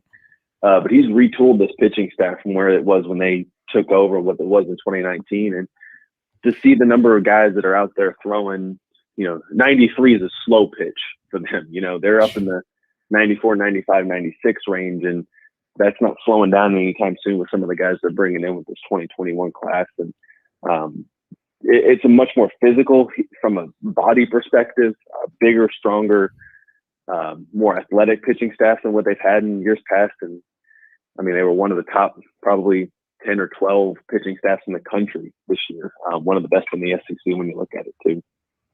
this team wouldn't have sniffed a regional without that pitching staff. It was remarkable what they were able to accomplish this year, Colin. Do you at this point in time, I know that we can't put an exact timeline on this, but would you expect throughout the summer maybe to hear of any additional transfers from the Gamecocks program heading elsewhere? I wouldn't be shocked. I think the ones that we maybe anticipated have already happened, but there are other guys that, as they get away from the season and into summer ball and whatnot, could opt to transfer. So I'm not going to rule anything out in terms of any other guys wanting to leave the program. Okay. Or any other guys bringing in. They might bring in some guys too from the portal. Well, I know that they're active in the portal. I do know that. I can report that the Gamecock baseball program is very active in the transfer portal. Matter of fact, they just added a young man who grew up a huge South Carolina fan, pitched at App State. Matter of fact, I think he was a freshman All-American last year before the season did get cut short, but in limited duty. And then this year, I think he had a pretty nice season for them as well. His name escapes me. What's his name? Do you know his name? Yeah, Noah Hall. Noah Hall. Okay. Well, congratulations to his family. He is now a Gamecock. He doesn't have to pitch up there in the shivering cold of Boone, North Carolina in February. Let's get to the hardwood. Some staff changes announced this week by Frank Martin. Colin, what were they? Yeah, so Brian Steele is now elevated from video coordinator services. I think was his official title. He's now an on-court assistant. He'll be able to work with the guys on the court, recruit, help with all that stuff, scouting and all that. And they promoted Chuck Martin to associate head coach. Still the same job, but now it's just a promotion, a lot in name and salary, and that's kind of where things are there. And those are the two big ones that they've officially filled yesterday. Let's start with Brian Steele, obviously a young man who's been around this program for quite some time. Great dude, number one. But, fans are questioning. Obviously, Frank Martin is, you want to call it the hot seat, or do you want to call it, burning lump of coals or something like that? I mean, he has to win. We all know that. He's got to win this coming season. So, I think it's fair for fans to wonder about this. I'm not questioning Brian Steele as a person or as a coach. I don't even know enough about him to do that. But I do think it's fair for fans to be able to ask the question politely. If this was a move that Frank Martin had to make, or this was a move that Frank Martin wanted to make based on what Frank Martin's future is as the head coach of the Gamecocks. Yeah, I mean, I think that's absolutely fair. And I think that trying to hire someone with everything that went on this summer, from an outside perspective to come in would be a little bit difficult. But I definitely think the search would have looked different. Not saying Brian still wouldn't have gotten the job, just because he is a very hot, fast riser in the coaching world, highly thought of on the recruiting show. I'm not saying he wouldn't get the job, but I think if it was a different situation, the search would have looked different, put it that way. And they go with Brian Steele to kind of preserve some continuity, some staff continuity. He comes in, he doesn't have to learn Frank's system, has some strong recruiting ties to North Carolina and South Carolina. So it's especially given the situation, seems like a really good hire. And I think it's you hope that it pays dividends in terms of being able to hit the ground running for a guy like Steele. Another transfer announced this week. Alonzo Frink has elected to leave the program. It's June. Colin, that was interesting timing. I know this. Gamecock fans, whenever they make their way to Colonial Life Arena this fall, don't forget your program when you walk in. You're not going to know the large majority of who's on the court, with the exception of Keyshawn Bryant and Jermaine Couisnard, probably. Any insight as to why Alonzo Frink decided to take off from Columbia now? No, the timing was the only weird part about it. He's obviously a guy that's had some medical problems, some injury history, and just one of those where I think he got up back home. Was home for a long time, and then by the time it was time to get back to Columbia to work, I don't know if it's just one of those situations, and you don't know how much the medical affected that decision in terms of wanting to go back and play or not. So I haven't dug too deep into it, not knowing if it is medical, but just the timing of it was weird. And now South Carolina has a scholarship to fill when a lot of guys are already on campus getting ready to start off-season workouts. 1:20 on this Thursday afternoon. Colin Taylor with Gamecock Central. All right, now let's slide over to another area of South Carolina athletics. That would be called football. It's a different shaped ball that is thrown and run down a field. I can report that they are in summer workouts and that they have had a boatload of prospects on campus. I think we've all been able to report that for 17 days, basically, since June. What else have you heard, Colin, out of the building over there? Again, all the players are around. They're all working out. We spoke with Shane, I guess, last week on this program. I know that Wes and Chris had him on y'all's Game GC Live, I think, on Monday. He's been making some media rounds here in the summer. Very kind of Shane Beamer to be able to do that. But, I think personally, and I will turn it over to you, what I find interesting, because we know how it goes, Colin. You've been covering athletics at South Carolina for quite some time, and this isn't unique to the Gamecocks. This is everywhere. It's June, right? Oh, man, it's great, man. Everything's awesome, Oh, gosh, they love Coach Bob, and Coach Steve he's legit, and, these guys are strong, and they might win 9 games this year. We hear all the big stuff. And then the season gets here, and you hear how it was actually really going, and you're like, oh, well, if I'd have known that, or we wouldn't have put $500 on them in Vegas. But what's interesting about this situation is when you actually ask the right people who would tell you the truth, as sources supposedly are, what you hear is exactly what you get from Shane Beamer. Like, there is no disconnect anywhere. It is, and I get it, it's the honeymoon phase. Shane says that publicly all the time. But like, I haven't heard one thing, which is really strange, of, he's got some work to do in this area or this area. That No. Like, everybody's really well connected. I don't know that I've ever heard that before. You always check around just to get different sources and things. All the messages vibe.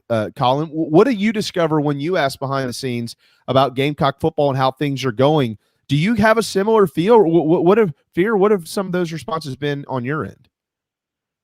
Yeah, I mean, you hear it's a different vibe, it's a different culture, and you're going to hear that for every coaching change that goes on from now until the end of eternity. It's a different vibe, but you actually feel it. When you hear that from people, and when you see it, whether we're at spring practice or when Wes and Chris are at camps and all this, there's just a different vibe.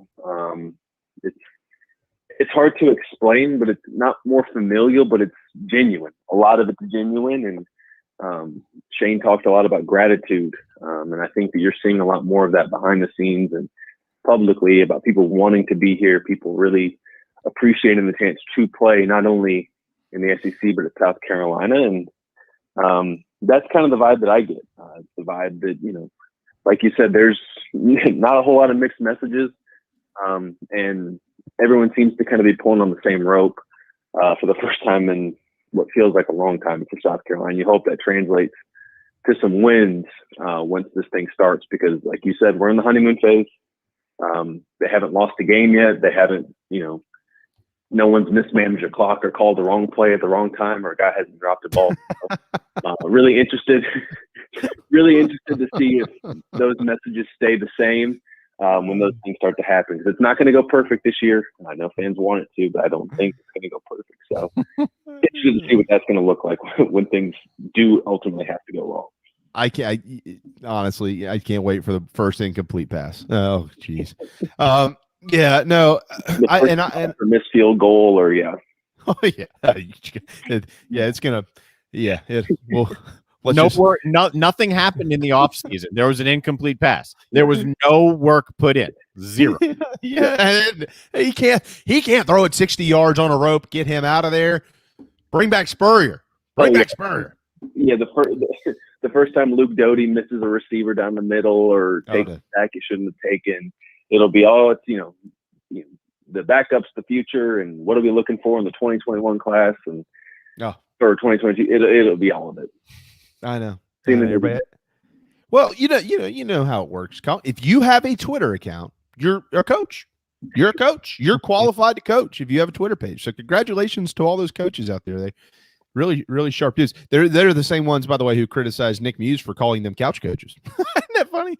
All right. So what I also find interesting, though, Colin, is Shane Beamer seemingly has his hands like in every corner of that facility. Like he knows what's going on. He knows what's going on in the weight room. He knows what's going on with the coaches. He knows what's going on with every recruit that walks in there, every single one. From what I've heard, if you walk in that door, it doesn't matter if you're a class of 2022 guy or a class of 2032 kid. You could literally be 6 years old. He's going to shake your hand and he's going to talk to your parents. I mean, he knows what's going on. It is similar because Will Muschamp had his hands in everything, but he also had his hands in everything on game day. So like I almost wonder how that transitions for him once the games get here. He touches everything, he feels everything. He's the CEO, he's the head coach, he's got the vibe, he's creating the mojo and the energy. But then when it gets to game day, not that that's going to go away, but when it's time to make in-game decisions, how he has empowered his staff to make those decisions without Shane Beamer being in the room. Right. And I think I was actually going to say that if you weren't every coach is to a degree a micromanager. I mean, I don't think you get to this point without being one. But the good coaches, the ones that succeed in this business, are the ones that understand where they're not pitfalls, but where some of their weaknesses lie, and they rely on a really good staff to take care of that. Whether that's in Beamer saying, all right, Clayton White and Marcus Satterfield, you're able to call things. Pete Limbo, you're able to call things, and I'm just going to manage the clock, offer up my suggestions on whether or not we go for two here, go this, go for it on fourth or whatever. So that's the next big question, what that looks like you said. And I think we just gauging Shane and listening to him talk and seeing practice and talking to people, I think he'll be good about empowering. I think that's something that he's shown at least early on. Now, obviously that changes, if you're in a tight game with Georgia or whatever in Athens, but I think he'll be good about divvying things up and really letting the guys that he hired to call the offense, call the defense, call special teams, whatever, do the things that he hired them to do. Well, he sure as hell isn't going to do what Herm Edwards did. Yeah, just do whatever you feel like it. Coach, we can't have kids on campus. Why not? Go for it. Oh, yeah. Well, All right. Final one here. Do want to talk to you about the budget for a quick moment.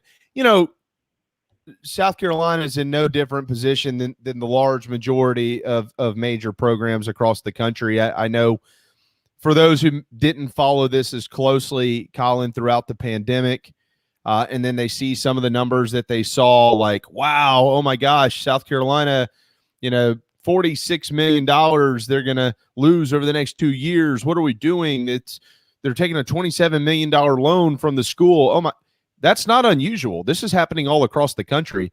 I think it actually ended up totaling around $69 million or so, but they did get some cash from the SEC, and they're projecting losses forward as well. Let's remember that. So I'm not actually talking to you specifically about the information that's been released, Colin, about when will they get back in the black. There's a plan for that. By 2024, they feel very comfortable with where they'll be, and I think they'll be fine. But there were some other things, that I think maybe South Carolina was planning to do, some facility upgrades that have been discussed for a few years. I heard Coach Tanner mention something about the scoreboard. Well, we were at every game last year, Colin. Did I not remember something? Was there something not working on the scoreboard? Like, what are they planning to fix there? I think it's just a couple panels are upgrading the projection system, because there were times it was kind of glitchy and some panels would go out here or there. So I think it's just not a full-blown new board, but renovating it and making it a little bit better from everything I understand about it. Okay. And then it's also been mentioned that there are other repairs and maintenance that need to be made at Williams-Brice Stadium. Do you know what any of those are? No, I would assume there's just kind of touch-up stuff. They do renovations and touch-ups pretty much, I think, every off-season, if not every other off-season. So I haven't heard specifically, but I don't think that's too uncommon. Okay. And then, from a budgetary standpoint, is there anything that you know of that has – I know that they're finishing the tennis center and things like that. Is there anything that maybe I would say upgrades or improvements that have been put on hold even behind the scenes that have not been made public to this point? I haven't heard of anything yet, and I think you'll hear more. Ray Channing usually gives a budget update, I think soon, either over the summer or as the semester starts, about where things are with renovations and things like that.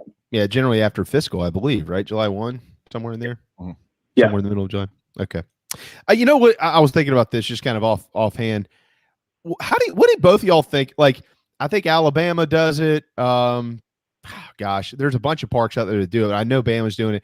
What do y'all think about those lights in the stadiums that they could change colors and turn in and out? Do y'all like that?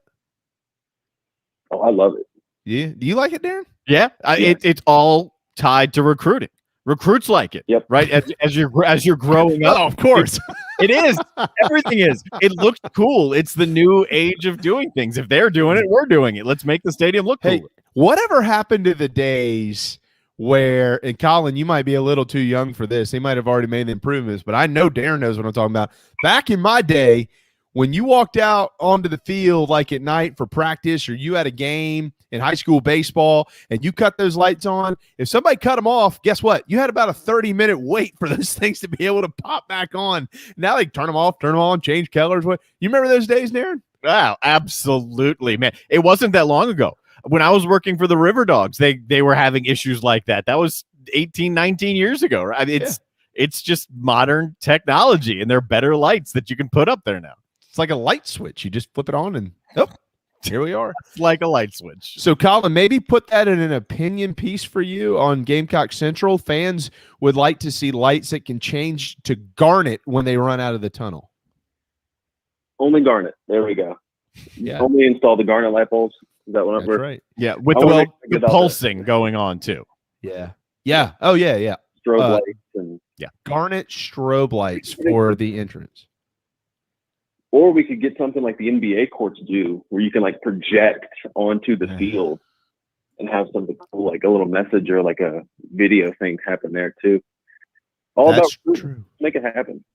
I think what they should actually do, I'll be honest, those the fire boxes that they've elected to use over the last few years next to the tunnel, I think what they should do, because I don't care for them, they should pull out a fire truck, and when they cut those things on, somebody turn on the hose and burn them out.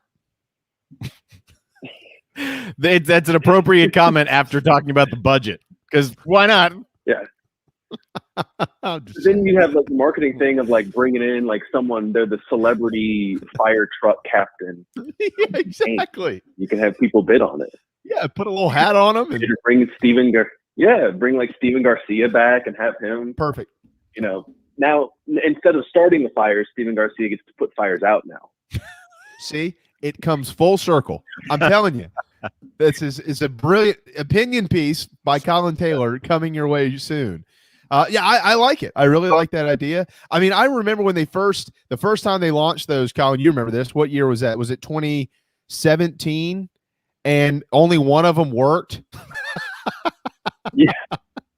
Well, that was that Kentucky game where anything that could go wrong did go wrong. Oh, yeah. Of course. The traffic was terrible. The fire didn't, like, as soon as the fire didn't work on this thing you made a big deal about, you knew something wasn't going to happen great in that game. And then Debo goes down and they end up losing it. That comeback falls short. So, yeah, I remember that one very fondly. That was a night game. I remember that one. They had hyped up these fire boxes for like 2 months, and one of them came on and the other ones didn't even work. And as a matter of fact, it was so hot and the flame was so big, I think a lady on the front row had her eyebrows singed off or something like that. Hopefully that never happens again. Yeah, they should have to put the splash zone stuff on there like it's SeaWorld. You're in the burn zone here. Fire truck, I'm telling you. We'll let you run on that note, my friend. Good to have some fun with you. Good to catch up with you as well. We know you're all over it. There really is a lot of news that continues to come out of Columbia, even as we're in what they call the dead of summer. Guess what? Before you know it, boys and girls, we're about a month away from media days. Wow. It'll all be here before you know it. Football season, that is. Colin, thanks. Have a wonderful, wonderful weekend, and thanks for joining us. Awesome. Appreciate it as always, guys. Later, man. Yes, sir. There you go. Colin Taylor with Gamecock Central. All right, it is time for a quick timeout. When we return, what's happening in the U.S. Open? Nobody better to discuss that than Scott Glaze right here on the JB and Goldwater Show, driven by Stokes Volkswagen. This is Mike Mazzell for Stokes Volkswagen on Ashley Phosphate Road with exciting news. It's springtime and we're playing ball.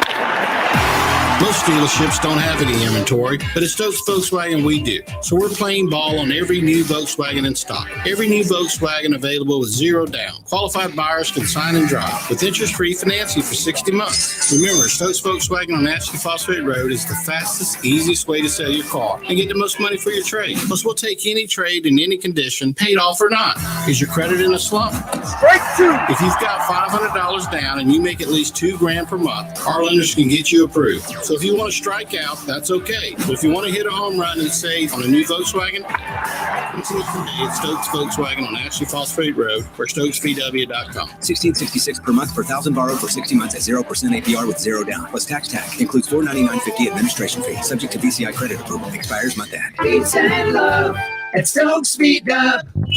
Wando Power Equipment, the trusted home of Hustler zero-turn residential and commercial mowers. There is nobody more trusted in South Carolina than our friends from Wando Power Equipment. They've been providing elite commercial and residential service for over 30 years. Landscape Services have turned to their selection of Hustler zero-turn mowers like the Raptor. Bigger, stronger, faster, and the most durable Raptor Hustler has ever designed. Located on Daniel Island and online at wandopower.com. Wando Power Equipment, owned by the Price family, the home of Hustler zero-turn mowers, rentals, service, and specializing in family and friendship. Shrimping season's back. That means local caught shrimp. That's right. Local caught shrimp back on the menu at the Dog and Duck. All three locations, Bell Hall, Park West, and Clements Ferry Road, now featuring once again local caught hand-breaded shrimp, plus other daily specials like the Game Day Burger every Wednesday, Rib Night on Friday, rotating taps all the time, and all the TVs you can possibly imagine for whatever you want to watch. The Dog and Duck in Bell Hall, Park West, and on Clements Ferry Road. What's up, everybody? This is South Carolina singer-songwriter Patrick Davis, and I might live in Nashville, Tennessee now, but guess what? I can always keep up with the news back in South Carolina because I've got the JB and Goldwater Show. Thank you, JB and Darren, for being live, loud, and on air. Scott, if you start banging your head, we can see your hair go with it. His hair's not moving anywhere. Mine doesn't Hey, move. just play a movement up in there. Dude, you could be a headbanger, man. Yeah. All right. All right. It is U.S. Open week. We are covering the gamut or running the gamut or whatever you call it around here today. However, Darren and I will hold off on some of our college football playoff stuff until tomorrow. We are going to have J.C. Sherbert tomorrow since we were off the air earlier this week for the Goldwater family vacation. So JC will join us tomorrow. We'll get into plenty of college football playoff talk. Right now, and if I'm off on this, I believe this leaderboard is updated. Patrick Rogers, Matthew Wolf, Francesco Molinari, Tyrell Hatton, and Siwoo Kim, all at 2 under at the U.S. Open. How about old Russell Henley? That's Scotty's boy. He's 1 under through 7. He's going to win it. So is Brooksy. He's 1 under through 5. A couple of the notables up there. And so is Xander Schauffele, 1 under through 4 out at Torrey Pines in La Jolla, California. With that being said, greetings and good afternoon, Scott Glaze, out there at the original Hollywood, or in the original Hollywood. That is the home of the Stono Ferry Golf Club here in Charleston. What's up, man? What's going on? It's another major championship week. So excited for that. I love the U.S. Open. I'll be honest, I don't love Torrey Pines for U.S. Open venue. We had a great, one of the most iconic U.S. Opens ever in 2008 here when Tiger basically won his 14th major at the time on one leg. Had a broken leg, torn ACL, all that good stuff, and battled out Rocco Mediate. Made that iconic putt. However, this is, to me, Torrey Pines is kind of a cookie-cutter PGA Tour golf course. But the good thing about that is that it is going to bring so many more people into the fray, I believe, that can win here. And that makes it really exciting. Plus, since we see this course every year in February, we got a lot more information in terms of stats on the course, so we can better see who does well here, who doesn't do well here, and maybe predict what's going to go on this weekend. But in terms of first round, I don't know how this course is going to play. In 2008, 1 under was the winning score that Tiger and Rocco both shot. So it played like a classic U.S. Open, a proper U.S. Open, if you will. Mm-hmm. I didn't mean to cut you off there, but no, you're fine. I'm hearing about yes, he did. These mini drivers. I don't think I've ever heard that term used before, right? Mickelson is now calling it like a 2-wood, basically. I think DeChambeau using something like a mini driver. What's a mini driver?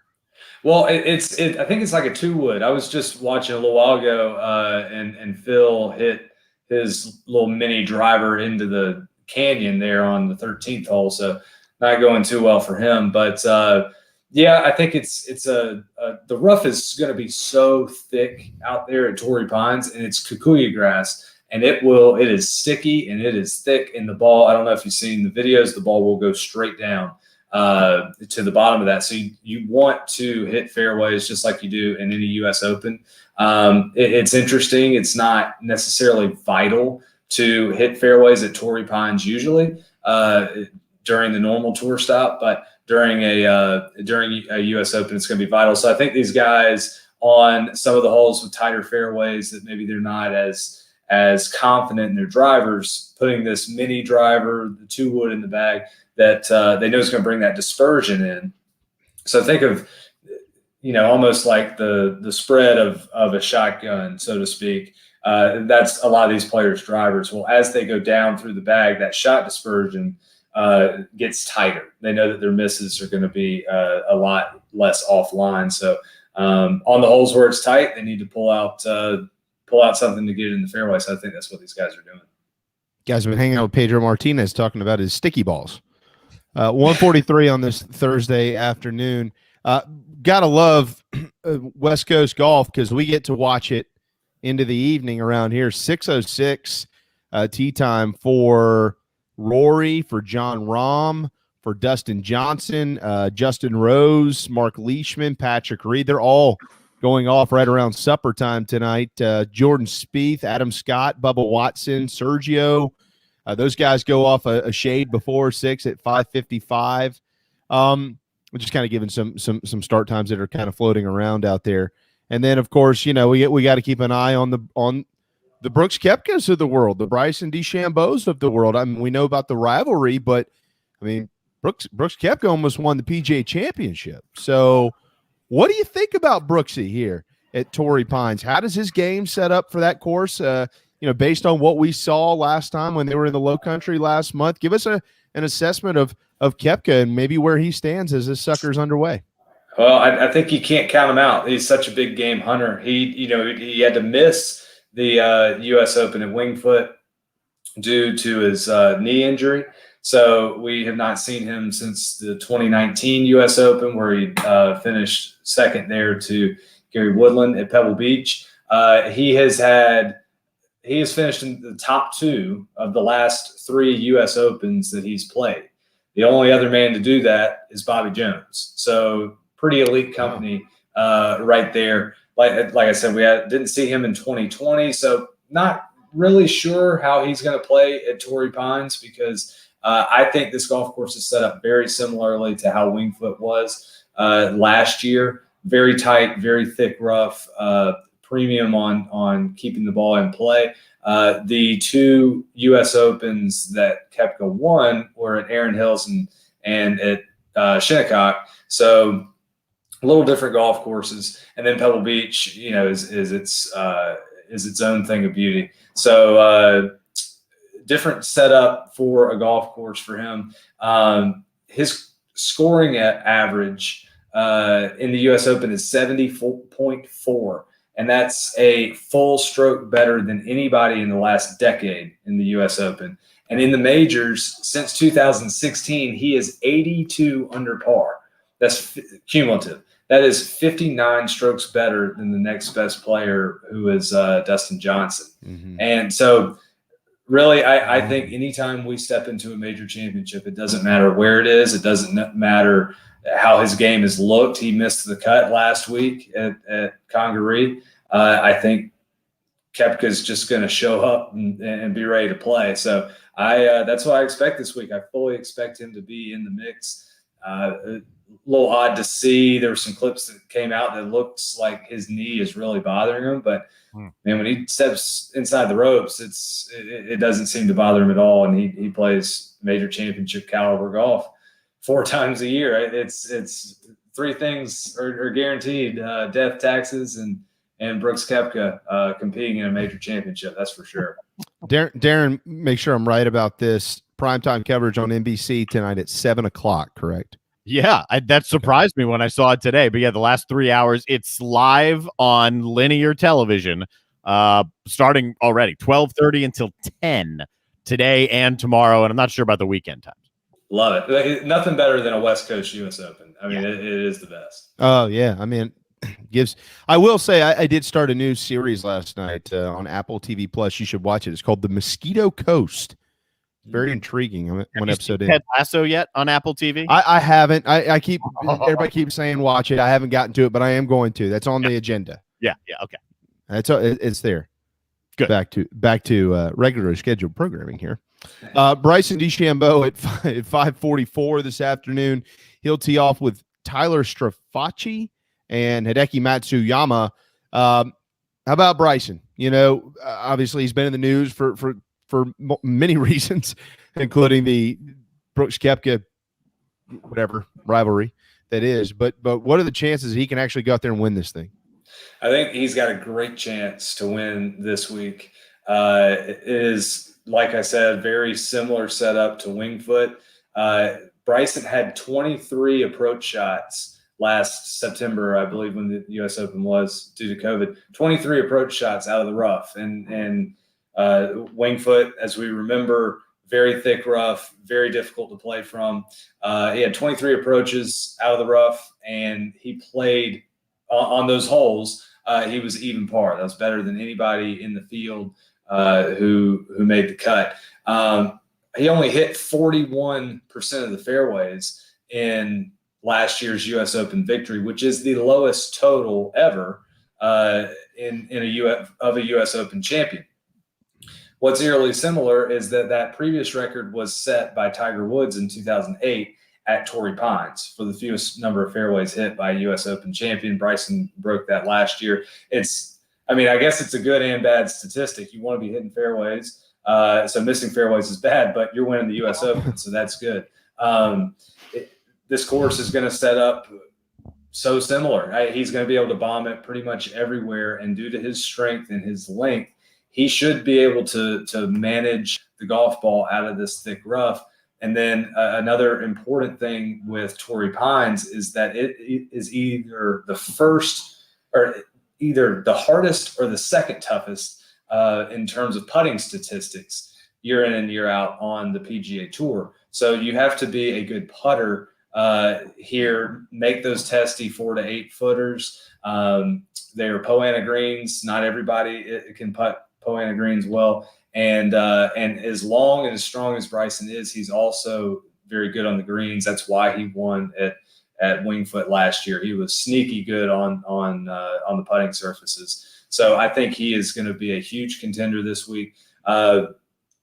If he can put everything else behind him, all the circus act type stuff, whatever he's got going on with Brooks Koepka there, which everybody was hoping that they could be paired up. But if he can put that behind him, there's no reason why his game cannot win here at Torrey Pines. Let me ask you this about Bryson and what came out today. The word is the PGA Tour is going to discontinue allowing the use of green reading books on tour.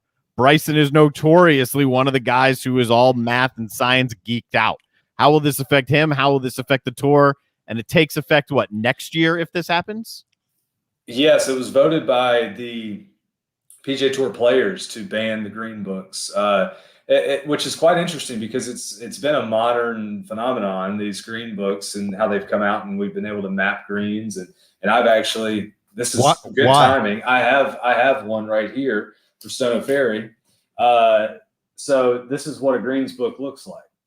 So you can see your heat zones here. I know it's tough in the camera, but up here are your percentages in terms of slopes. This is the 6th hole here at Stono Ferry that I randomly just flipped to, and it shows you the arrows in which the slope goes. So they're great in term. I like to use them in terms of how I'm going to approach the whole location on my second shot, where I want to be playing my putt from or pitch.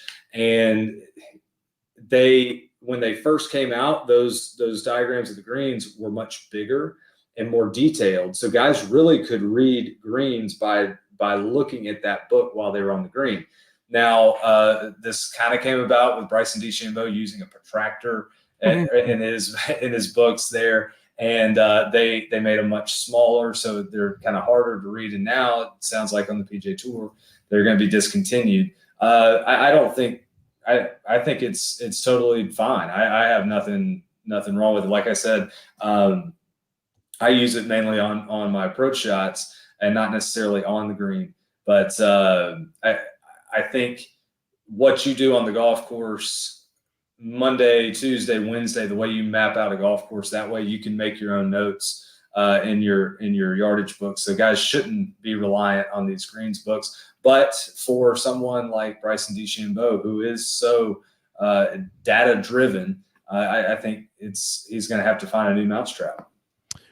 What's one of the great things about a West Coast U.S. Open is you can get out and play a round of golf this weekend and then watch it at night. StonoFerryGolf.com to book those tee times today. All right, so our post-up careers resume comparison here. Phil Mickelson, Xander Schauffele, Jon Rahm, all hoping to win this thing, obviously, as everybody is in the field. Tough start for Phil. He's 2 over through 4 or 5, maybe completed by now. Jon Rahm's going to go this evening. Schauffele is 1 under through 4. By the way, Russell Henley now up at 2 under.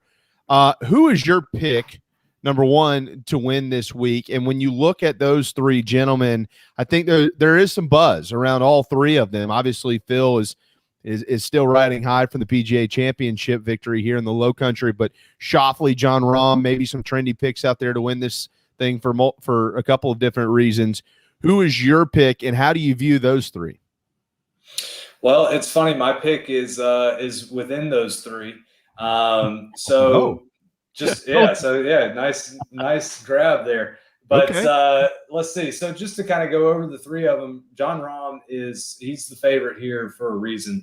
He's a former winner of the Farmers Insurance Open, the tournament that's played here every year in February. Since 2017, he's a combined 51 under par at Torrey Pines in that event. That's better than any other player. And he has, in his 15 career rounds at Torrey, he's gained 25 shots on the field, which is far and away more than any other player. So this is, I talk about the term often, horses for courses. He is a horse for this course for sure. And he's 3rd in scoring average over the past 5-6 years in major championships, behind only Brooks Koepka and Dustin Johnson. He was playing maybe the best golf we've ever seen Jon Rahm play going into the Memorial, and then had to withdraw for that final round due to a positive COVID test.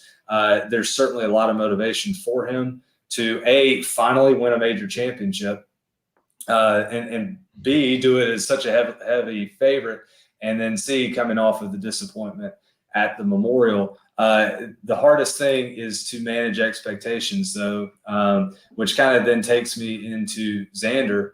Xander Schauffele has finished 6th or better in his previous 4 U.S. Open starts, and that is the only other person to ever finish in the top 10 in 4 or more U.S. Opens was Bobby Jones. He actually did it 7 straight times.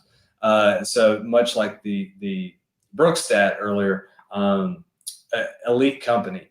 But Xander Schauffele is from the San Diego area.